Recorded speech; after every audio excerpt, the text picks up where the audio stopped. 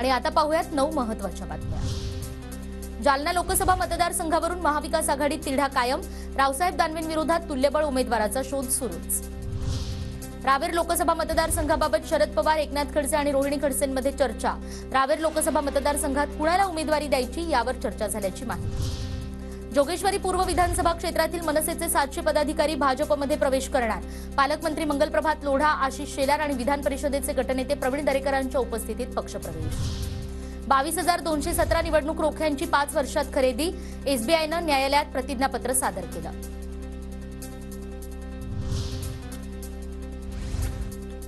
केंद्र सरकारकडून 23 जातींच्या श्वानांच्या आयातीवर बंदी, परदेशी श्वानांच्या चाव्यामुळे होणाऱ्या मृत्यूंमध्ये वाढ झाल्यानं निर्णय।